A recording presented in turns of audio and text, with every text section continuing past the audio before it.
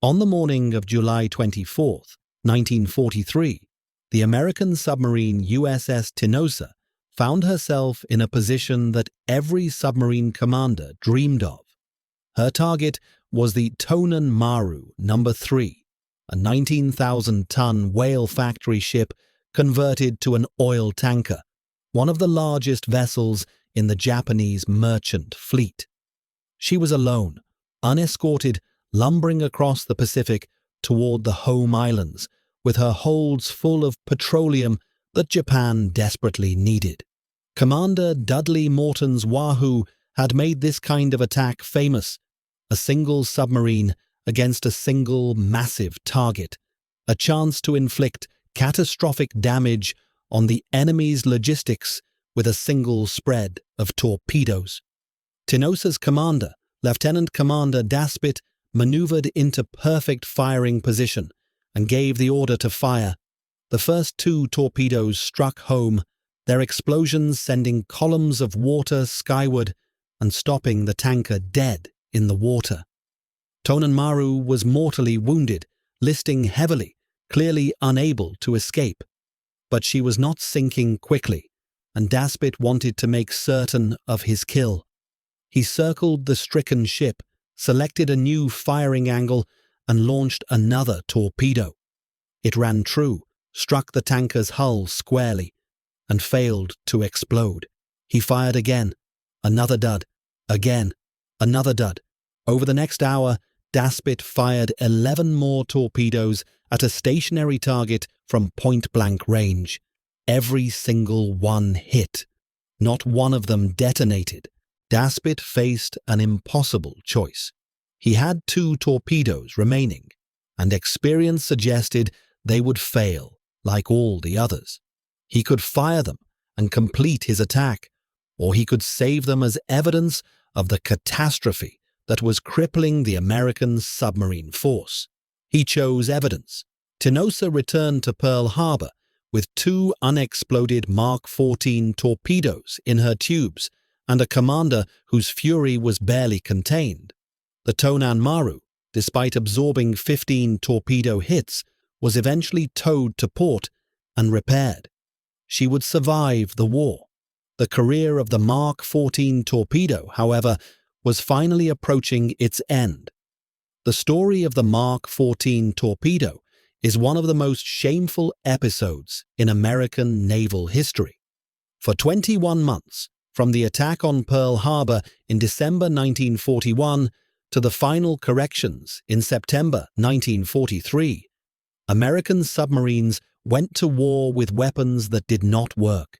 Commanders risked their lives to reach firing positions, crews endured depth charge attacks to escape after launching their weapons, and time after time, the torpedoes they fired either missed their targets, failed to explode on impact, or detonated prematurely before reaching them.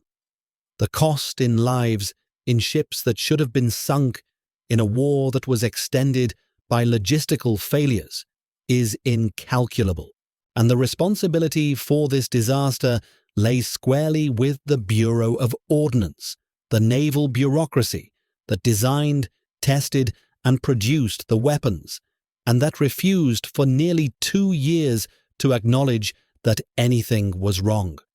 To understand how this happened, one must understand the culture of the peacetime Navy and the institutional dynamics that allowed a flawed weapon to enter service and remain in service despite overwhelming evidence of its failures. The Mark 14 torpedo was developed during the 1930s, a period of severe budget constraints and limited opportunities for realistic testing. The weapon incorporated 2 significant innovations: a magnetic influence exploder, designated the Mark 6, and an improved contact exploder.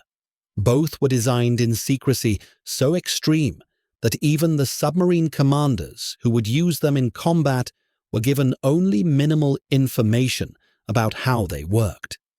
The magnetic exploder was an elegant concept with a fatal implementation. The idea was that a torpedo passing beneath a ship would detect the distortion in the Earth's magnetic field caused by the vessel's steel hull. This detection would trigger detonation directly under the keel, where the explosion would break the ship's back rather than merely punching a hole in its side. A magnetic explosion could sink a target with a single hit. A contact explosion might require several. The potential advantage was significant enough that the Germans, British, and Japanese all developed similar systems. The problem was that the Mark VI exploder had never been adequately tested under realistic conditions. Peacetime testing of the Mark XIV had been constrained by budget limitations that seem almost incomprehensible in retrospect. Torpedoes were expensive, approximately $10,000 each in 1941 currency, equivalent to nearly $200,000 today.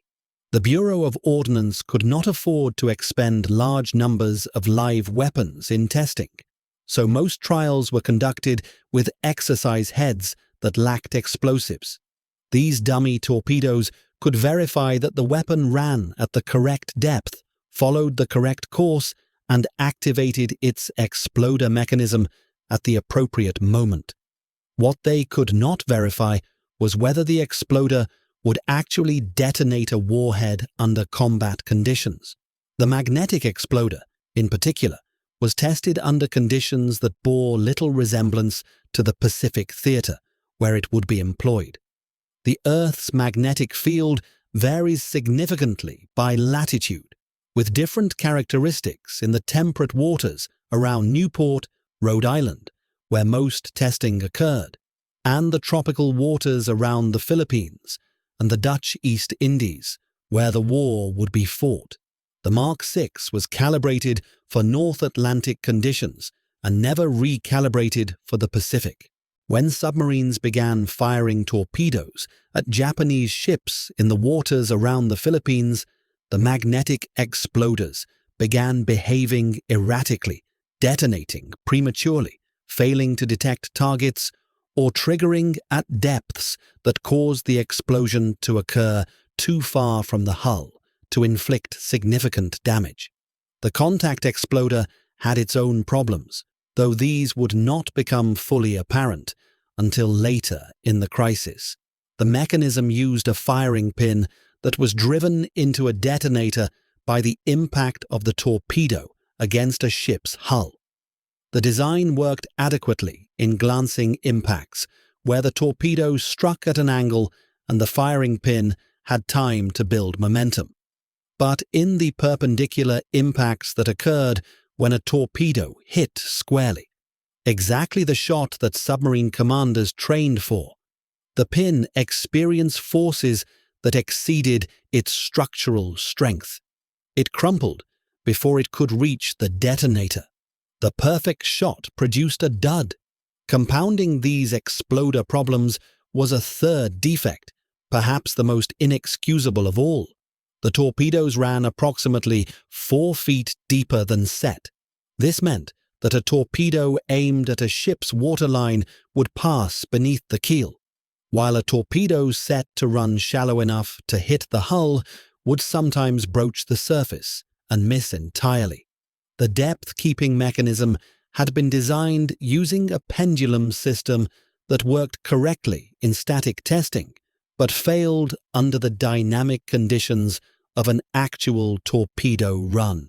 The Bureau of Ordnance knew about this tendency toward deep running before the war, but considered the deviation acceptable. They did not inform submarine commanders of the issue. When the war began, and submarines started returning from patrol with reports of torpedo failures, the Bureau of Ordnance responded with denial and deflection. The problems, Bureau officials insisted, lay not with the torpedoes, but with the crews who fired them. Submarine commanders were accused of poor shooting, of overestimating their successes, of making alibis for attacks that had simply missed. The Bureau's confidence in its own testing protocols was unshakable. If the torpedoes worked in Newport, they must work in the Pacific. Any evidence to the contrary was dismissed as operator error. This institutional arrogance was reinforced by the Navy's hierarchical culture. Submarine commanders were relatively junior officers, typically lieutenant commanders or commanders. The bureau chiefs who dismissed their reports were admirals and captains with decades of service and unimpeachable credentials. Challenging the Bureau's findings required challenging the competence of senior officers whose careers had been built on torpedo development. Few commanders were willing to take that risk, and those who did found their complaints buried in bureaucratic procedures designed to protect the institution from external criticism. The cost of this dysfunction was paid in blood. Submarine after submarine returned from patrol with stories of attacks that should have succeeded but didn't. Commander Tyrrell Jacobs of the USS Sargo fired 8 torpedoes at a Japanese freighter in December 1941 and achieved no hits despite ideal firing conditions. Commander William Wright of the USS Sturgeon fired 4 torpedoes at a tanker in February 1942, heard what he believed were detonations, and claimed the ship sunk, only to learn later that the target had survived with minor damage. Commander Chester Smith of the USS Swordfish fired 12 torpedoes during a single patrol and achieved only 1 confirmed sinking. The pattern was unmistakable to anyone willing to see it. The human toll extended beyond the immediate consequences of failed attacks. Submarines that missed their targets often faced counterattacks by escort vessels that would otherwise have been distracted by a sinking ship. Depth charges killed crews whose torpedoes should have eliminated the threat before it materialized. Commanders who survived these attacks carried psychological burdens that compounded the physical dangers of submarine service. The knowledge that your weapon might not work, that you might do everything right and still fail, still die, still watch your crew die, created a strain that peacetime training had never contemplated. The crisis began to break in early 1943, when Admiral Charles Lockwood assumed command of Pacific submarine operations. Lockwood was a career submarine officer who had commanded boats himself and understood the realities of combat in ways that desk-bound ordnance experts did not. He arrived at Pearl Harbor determined to increase the effectiveness of his force, and he quickly identified torpedo reliability as the central obstacle to success. Unlike his predecessors, Lockwood was willing to challenge the Bureau of Ordnance directly, marshalling evidence and demanding accountability. Lockwood's first target was the deep running problem.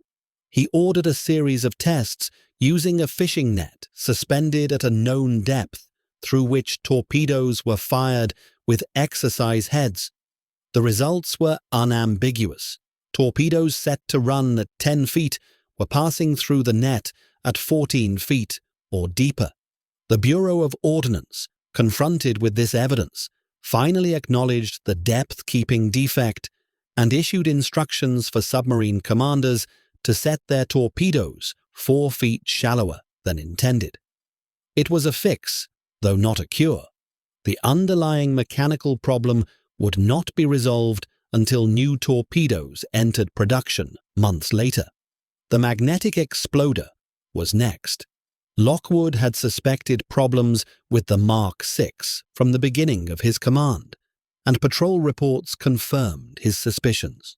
Torpedoes were detonating prematurely, their explosions occurring hundreds of yards short of targets. Others were passing beneath ships without triggering at all. The performance was so erratic that commanders could not predict what would happen when they fired. After months of lobbying, Lockwood received permission to deactivate the magnetic exploders entirely, relying instead on contact detonation.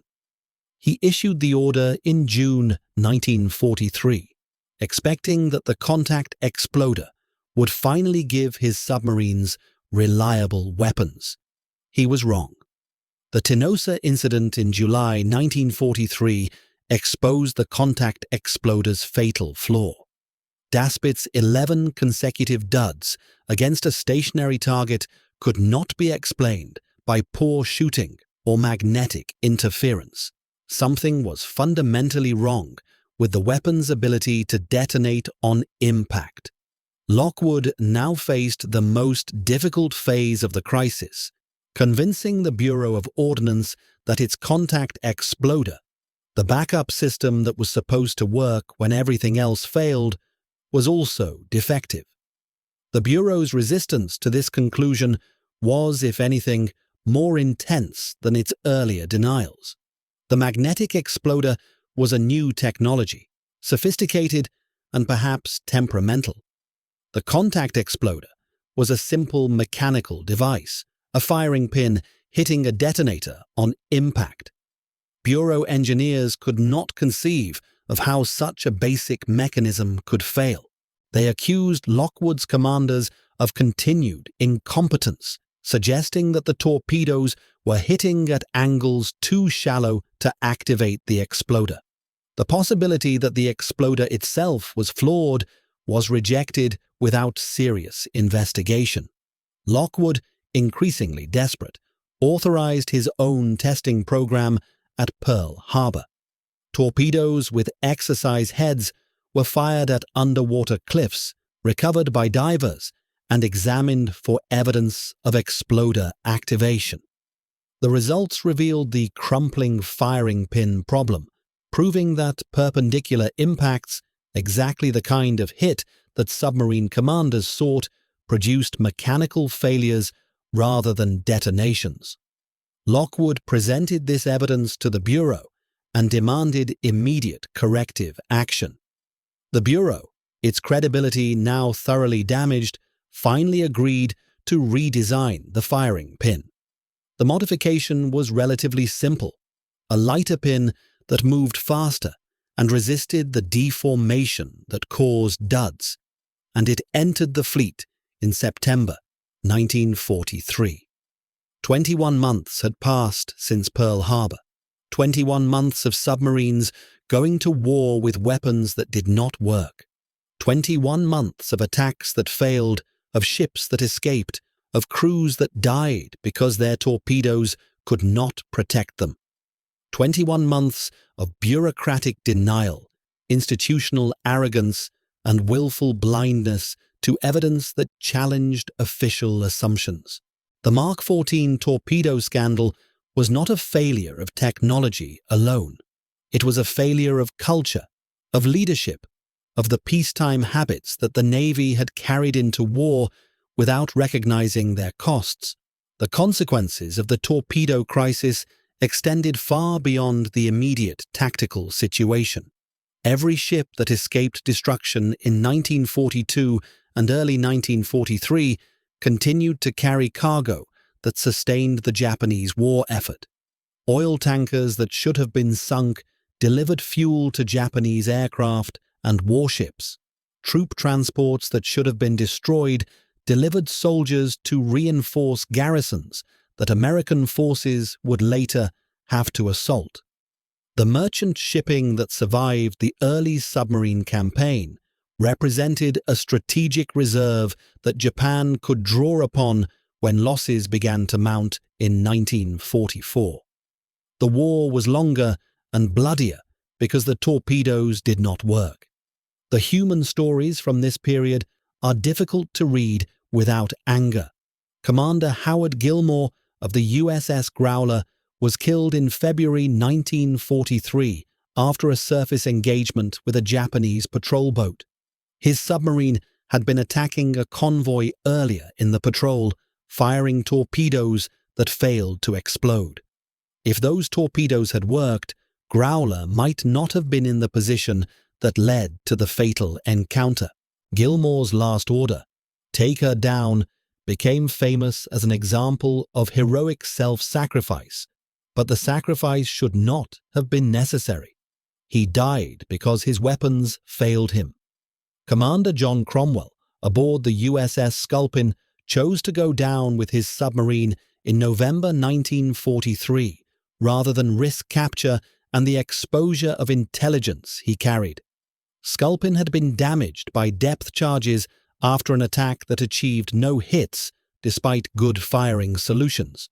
If the torpedoes had worked, if the target had been sinking instead of calling for assistance, Sculpin might have escaped. Cromwell was posthumously awarded the Medal of Honor for his decision. The torpedo crisis ensured that decision was necessary. The fix, when it finally came, transformed the submarine campaign almost overnight. Sinkings increased dramatically in the last months of 1943 and continued to rise throughout 1944. Commanders who had spent months fighting weapons that betrayed them now had torpedoes they could trust. The psychological impact was as significant as the tactical improvement. Crews that had approached each attack with fatalistic uncertainty now expected their weapons to work. Confidence replaced doubt, aggression replaced caution, and the results were visible in the mounting toll of Japanese shipping losses. The Bureau of Ordnance emerged from the scandal with its reputation damaged but its institutional structure intact.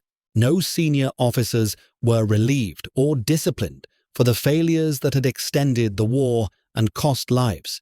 The official history of the torpedo crisis, written after the war, presented the problems as technical challenges that were eventually overcome through diligent engineering effort. The role of bureaucratic obstruction in delaying solutions was minimized. The deaths that resulted from that obstruction were not discussed. This institutional self-protection would have consequences extending beyond the immediate war years. The culture that had produced the torpedo scandal, the dismissal of operational feedback, the protection of established programs from criticism, the prioritization of institutional reputation over battlefield effectiveness, would recur in subsequent decades. The problems with the Mark 46 torpedo in Vietnam, the issues with the Patriot missile system in the Gulf War, the continuing challenges of defense acquisition reform, all echo the patterns established in 1941 through 1943. The Navy learned tactical lessons from the torpedo crisis, but failed to learn the institutional lessons that might have prevented similar failures in the future. For the submarine commanders who had fought through the crisis, the memories remained sharp decades later. In interviews conducted after the war, veterans spoke of the frustration and rage they had felt watching their torpedoes fail, knowing they were risking their lives for attacks that could not succeed. They spoke of the contempt they developed for the bureaucrats who dismissed their reports, who accused them of incompetence rather than acknowledging defects in their own products. They spoke of shipmates who died in attacks that should have worked, whose sacrifices were wasted by weapons that failed. The anger, even 50 years later, was palpable. The Mark 14 torpedo, once its defects were corrected, became an effective weapon that contributed significantly to Japan's defeat. By the war's end, American submarines had sunk over 5 million tons of Japanese shipping, a campaign that strangled the island nation's economy and crippled its war-making capacity. The torpedoes that accomplished this destruction were the same Mark 14s that had failed so catastrophically in the early war years. Same design, same production facilities, same everything, except the modifications that Lockwood had fought so hard to obtain. The difference between catastrophic failure and overwhelming success was a few inches in depth setting, a deactivated magnetic exploder, and a redesigned firing pin. The solutions were simple. The path to implementing them was not. Perhaps the most troubling aspect of the torpedo scandal is how easily it could have been prevented. Realistic testing during the development phase would have revealed the depth-keeping problem. Trials using live warheads against actual targets would have exposed the exploder defects. Consultation with submarine commanders about operational requirements might have shaped a weapon better suited to combat conditions. None of these steps were taken because the Bureau of Ordnance believed they were unnecessary, because budget constraints made live fire testing expensive, because peacetime institutional culture prioritized economy and secrecy over effectiveness and accountability. The war provided a harsh education. By September 1943, the Navy understood that weapons must be tested under realistic conditions, that operational feedback must be taken seriously, that institutional pride must yield to evidence of failure. These lessons were learned, or at least acknowledged, in the immediate aftermath of the crisis. Whether they were truly internalized, whether they shaped the culture of weapons development in subsequent decades, is a question that each generation of military leaders must answer anew. The submarines of the Pacific Fleet went on to achieve one of the most lopsided victories in naval history, sinking a Japanese merchant marine that could not be replaced and helping to bring about the collapse of an empire. This victory was delayed by 21 months of fighting with broken weapons, 21 months in which every attack was a gamble not just against the enemy, but against the likelihood that the torpedo would work as designed. The commanders and crews who persevered through this period deserved better from the institution they served. They received failure, denial, and finally, grudging correction. Their eventual success was achieved not because of the Bureau of Ordnance, but despite it. The Mark 14 torpedo scandal remains relevant because the dynamics that produced it remain present in military institutions worldwide. The tendency to trust testing over operational feedback, to protect programs from criticism, to dismiss field reports that contradict official assessments. These patterns are endemic to large bureaucratic organizations. The scandal is a reminder that technology alone does not win wars, that weapons must work in combat rather than merely in controlled tests, that the gap between laboratory performance and battlefield reality can be measured in lives. It is a reminder that institutions must be structured to hear unwelcome truths, that feedback mechanisms must be robust enough to overcome hierarchical resistance, that the price of bureaucratic self-protection is paid by the people at the sharp end. 21 months, thousands of torpedoes fired, hundreds of ships that should have been sunk, dozens of submarines lost, some of them because their attacks failed and they could not escape the counterattacks that followed. The torpedo scandal was a preventable disaster, a failure of peacetime preparation that extended into wartime crisis, a monument to institutional dysfunction that cost lives and prolonged a war. The submarines that won the Pacific campaign did so after overcoming not only the Japanese enemy, but also the failures of their own navy. Their victory was real, their sacrifice genuine, their contribution to defeating Japan immeasurable. But they deserved weapons that worked from the beginning. They did not receive them. That failure should never be forgotten.